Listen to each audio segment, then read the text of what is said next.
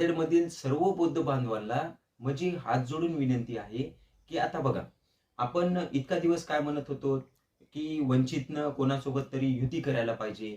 वंचितनं युती केल्यास आपण सत्तेमध्ये जाऊ. तर आदरणीय बाळासाहेब आंबेडकरांनी आपल्या सर्वांचा विचार घेऊन आज आपण वंचितनं काँग्रेससोबत युती केलेली आहे. आणि आता असं स्पष्ट चित्र दिसत आहे, की आपण सत्तेमध्ये जाणार आहोत. आपण एका सुवर्ण क्षणाचे साक्षीदार होणार आहोत. तर माझी सर्व बांधवांना विनंती. त्यानंतर सगळ्यात महत्त्वाचं मला आपल्याला एक सांगायचं आहे, की आदरणीय बाळासाहेब आंबेडकर, अंजलीताई आंबेडकर, सुजातदादा आंबेडकर हे दिवस-रात्र पायाला भिंगरी बांधून आपल्या उज्ज्वल भविष्यासाठी ते फिरत आहेत. आज साहेबांच्या वयाचा विचार करा तुम्ही, ताईच्या वयाचा विचार करा. ह्यावरून तरी आपल्याला हे कळालं पाहिजे, की आपण आंबेडकर घराण्याला बैमान झालं नाही पाहिजे. स्वाभिमानाची भाकरी खाल्ली पाहिजे. आपल्याला मतदानाचा अधिकार बाबासाहेबांनी दिलाय.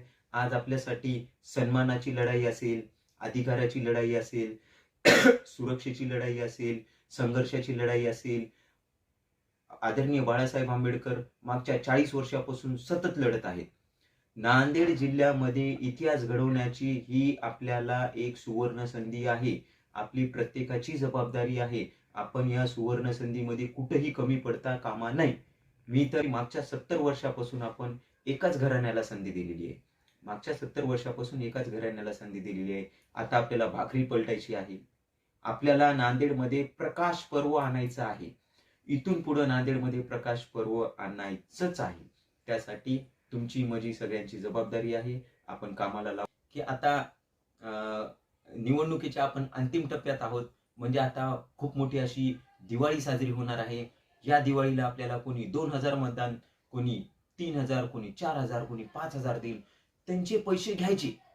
पैसे घ्यायचे. त्यांच्या काय बापानं आणलेत का कुठून पैसे? नाही. त्यामुळं त्यांचे पैसे घ्यायचे. पण मतदानाला जाताना, मतदान करताना फक्त आणि फक्त त्या बॅलेटवर शोधायचं. सिलेंडर कुठं आहे? बॅलेटवर शोधायचं. पंजा कुठं आहे? आणि त्यालाच मतदान करून आपण वापस यायचं. ही सर्वांना प्रथमतः हात